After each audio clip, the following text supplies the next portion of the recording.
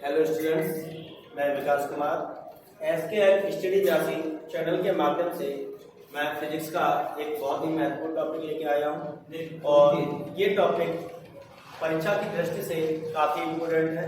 और टॉपिक है मेरा आज का गॉस की प्रमेय के अनुप्रयोग से।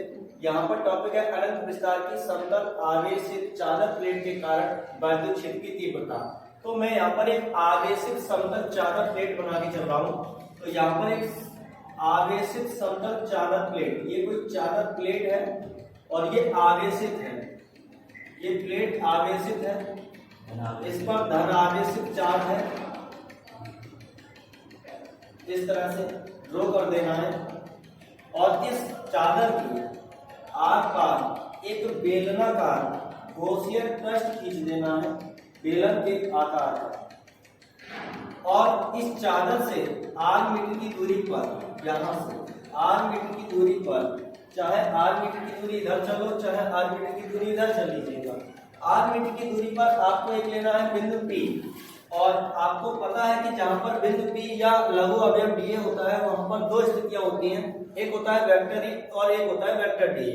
तो आपको इस बिंदु P पर दो स्थितियां दर्शा देनी है, एक होता है वेक्टर E और एक होता है वेक्टर dA। दोनों के बीच में एंगल होता है थीटा।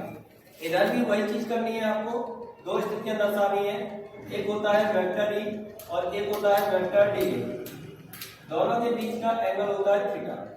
अब हमें इस बेलन के दोनों सिरों से होकर गुजरने वाला कुल वैद्युत फ्लक्स ज्ञात करना है। तो बेलन के जितना एक सिरे से होकर फ्लक्स गुजरेगा उतना ही दूसरे सिरे से भी गुजरेगा। तो देखिएगा यहाँ बेलन के दोनों सिरों से होकर गुजरने वाला वैद्युत फ्लक्स कितना होगा। तो बेलन के दोनों सिरों से होकर गुजरने वाला वैद्युत फ्लक्स होता है vector E dot vector dA के अदिश गुणनफल के बराबर। तो पहले सिरे से जो वैद्युत फ्लक्स गुजरेगा वो वेक्टर E और वेक्टर dA के अदिश गुणनफल के बराबर गुजरेगा। तो अर्थात vector E dot vector dA के अदिश गुणनफल के बराबर उतना ही फ्लक्स दूसरे सिरे से भी होकर गुजरेगा। तो plus vector E dot vector dA। अब देखिएगा एक संख्या ये है एक संख्या ये है, दोनों संख्याएं सेम है, जब ऐड होगी तो ये बन जाएगा अपने पास 2 vector E dot vector dA। अब इसका हमें समाकलन कर देना है। समाकलन करने पर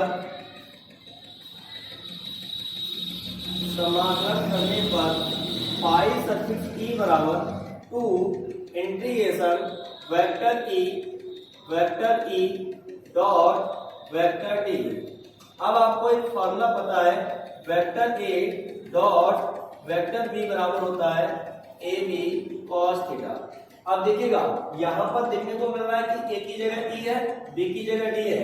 जब इसको लगाएंगे फॉर्मूले के अकॉर्डिंग तो A की जगह आना है E, B की जगह आना है DA।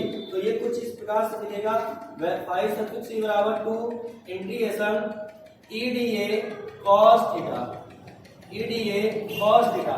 या यूं कह लें कि अगर डॉट लगा है और वेक्टर भी है तो डॉट वाले में cos रहता है तो वेक्टर हटाओ एंगल बढ़ा दीजिए cos थीटा।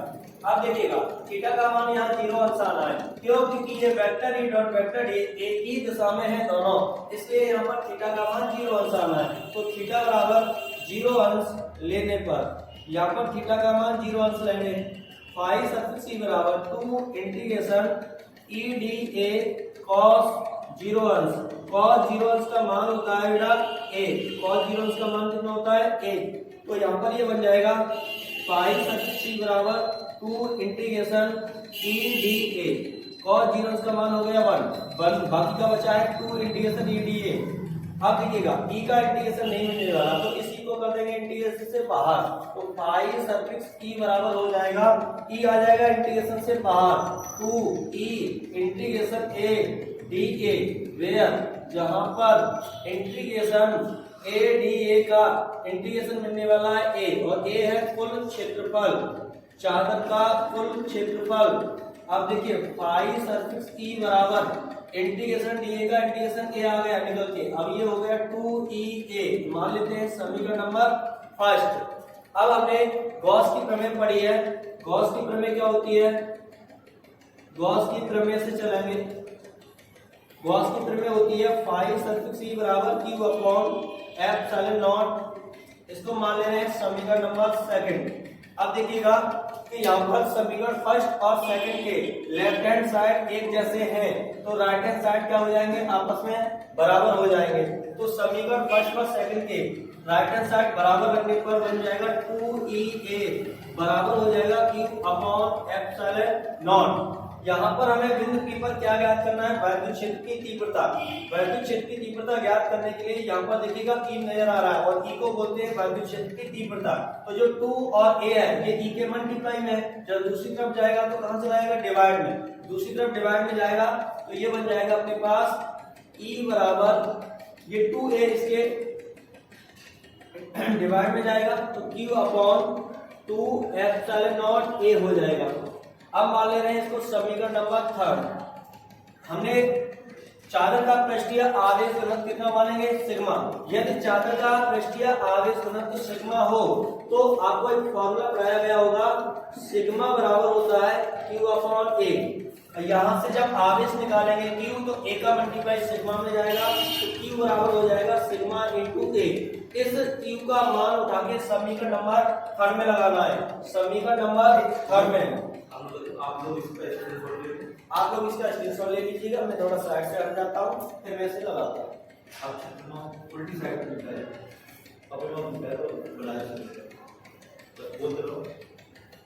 आगे देखिए। अब इस q का मान उठा के समीकरण नंबर थर्ड में लगाना है। तो मैं चल रहा हूँ इक्वेशन थर्ड। E बराबर हो जाएगा, ये q की जगह पर ये सिग्मा इंटू a पुटअप करना है तो ये हो जाएगा सिग्मा इंटू a अपॉन में हो जाएगा 2 एप्सिलॉन नॉट a। यहाँ पर देखिएगा a से a कैंसिल हो रहा है, E बराबर आ रहा है सिग्मा अपॉन 2 एप्सिलॉन नॉट। तो चादर के निकट वैद्युत क्षेत्र की तीव्रता निकल के आ गई है, E बराबर सिग्मा अपॉन 2 एप्सिलॉन नॉट। इसका वैद्युत क्षेत्र की तीव्रता का मात्रक होता है मीटर प्रति कूलम। हमारे यूट्यूब चैनल SKL स्टडी राशि को ज्यादा से ज्यादा सब्सक्राइब और शेयर करें ताकि हमारी ऐसी ही वीडियो आपको हर रोज अपडेट होती रहे और आपको बहुत सारी बोर्ड एग्जाम में हेल्पफुल हो। Thank you.